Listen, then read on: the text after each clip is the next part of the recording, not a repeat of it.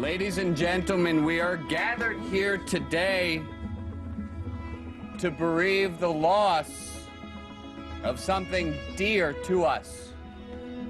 We are here today to say goodbye to a special friend, to say goodbye to an idea.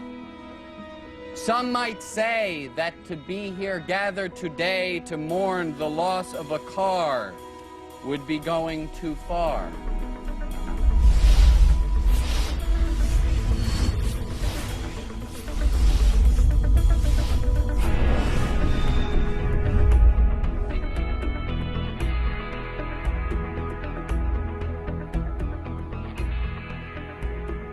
In 1996, electric cars began to appear on roads all over California. They were quiet and fast, produced no exhaust, and ran without gasoline. 10 years later, these futuristic cars were almost entirely gone. What happened? Why should we be haunted by the ghost of the electric car? This wasn't the first time the electric car was killed. 100 years ago, there were more electrics on the road than there were gas cars. For many people, electric cars were the car of choice. They were quiet and smooth and could be charged at home. Gas cars, by comparison, required cranking and produced exhaust. Well, the reason I am here, I'm so old I remember electric cars when they were around in the beginning. I would have been about 6 years old on the way to the symphony in that darling little electric car. They were very quiet, and it had beveled glass windows. It was almost like sitting inside of a huge lamp. What happened?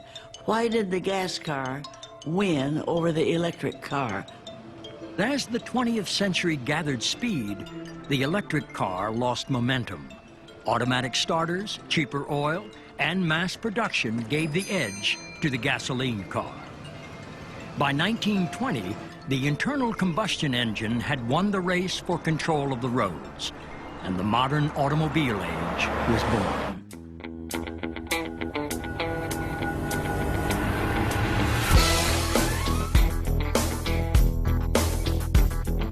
Of the hundreds of millions of cars built in the 20th century, almost none were electric. They were sleek, they were fast, and they gave Americans the open road. But as time went on, their number one flaw became more apparent. Smog.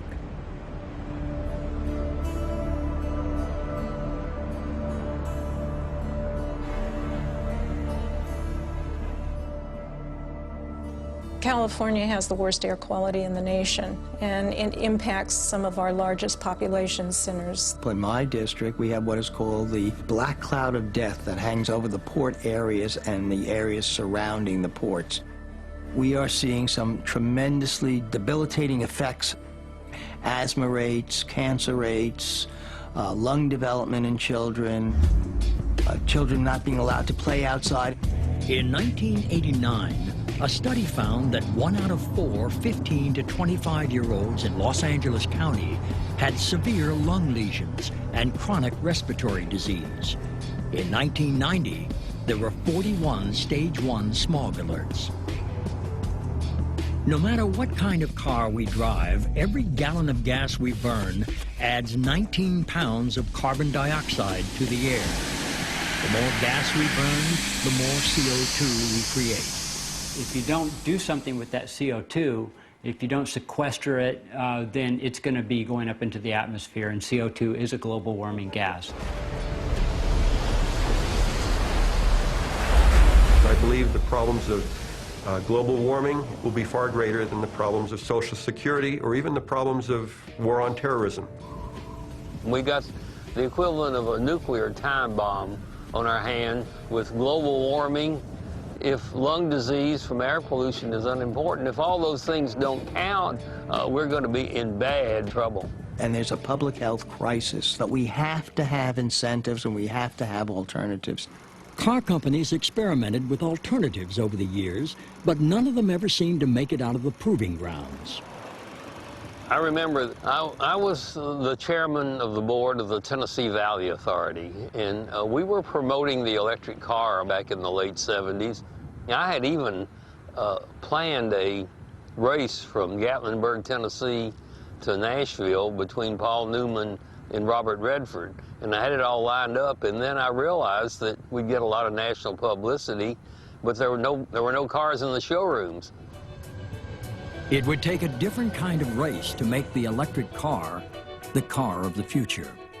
The Sun Racer was a solar-powered vehicle that was developed here at AeroVironment for the purpose of winning a race. In 1987, GM won the World Solar Challenge race in Australia with a one-of-a-kind solar-powered electric vehicle, the Sun Racer. Emboldened by their success, GM CEO Roger Smith challenged the same design team to build a prototype for a practical electric car. If we were to go full speed ahead with electric cars, the electronics had to be good enough in order to warrant that concept.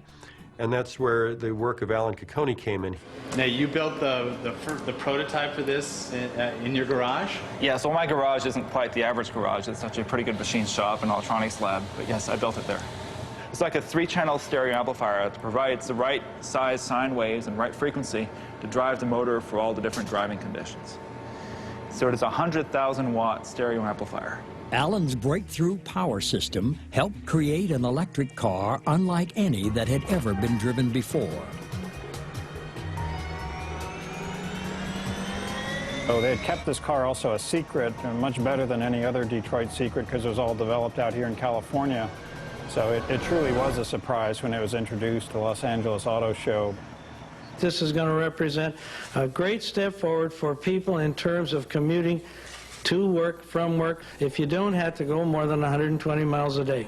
Other than the jokes that we made about the wisdom of calling a vehicle the Impact, it was very impressive. It was a very high tech, and it had an interesting premise that we've got this sort of Corvette electric type car, 2-seater, slick styling and all that, and that we can make a business out of it. Well, it's interesting. I had worked with the program manager who then called me and said, would you like to be on the electric vehicle program? And I said, that's fine. What do you want me to do? And he said, very simply, develop demand for electric vehicles worldwide. And I said, do you have any instructions? And he took a blank piece of paper and shoved it in front of me, and he said, no instructions, you go figure it out. And so at that point, I joined the program. It got a lot of interest flowing in the industry. But it did something else. It caught the attention of the California Air Resources Board.